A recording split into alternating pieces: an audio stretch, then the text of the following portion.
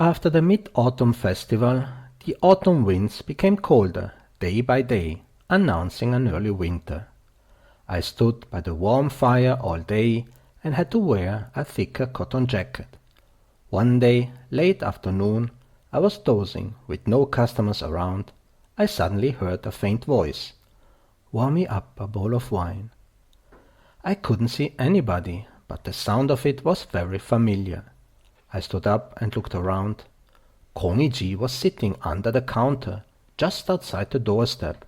His face was black and thin, almost unrecognizable. He wore a torn jacket and was sitting with twisted legs on a cushion, which he had strapped around his shoulders. Seeing me, he said again, "Warm me up a bowl of wine." But the landlord now poked out his head and said, "What about, Kong Yiji? You still owe me 19 pence. Kong Yiji looked up dejectedly and replied, "Well, I'll pay it off next time. This time I have cash, so the wine better be good." The innkeeper tried to be funny as usual, laughing and saying to him, "Kong Yiji, did you steal something again?" But Kong Yiji didn't really try to respond, just saying, "Don't make fun of me." "What making fun of you? If you hadn't stolen, your leg would still be whole." Kong Yiji whispered, "I fell, I fell," his eyes pleading with the landlord to stop. But at this point, several people had already gathered, and both the shopkeeper and myself laughed.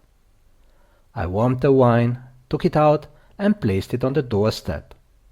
He took out 4 pence from his tattered pocket and placed it in my hand.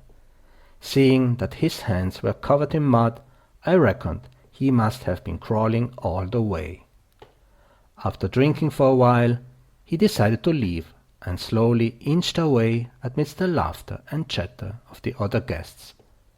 That was the last time I had seen Kong Yiji.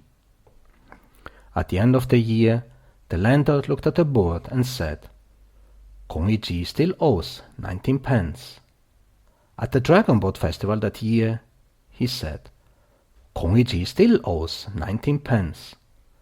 However, he didn't say anything at the Mid-Autumn Festival, and nobody had seen him at the end of the year. I also haven't seen him. Probably Kong Yiji has indeed died. I am Lao Cao. Thanks for listening, and more to come soon. Bye bye.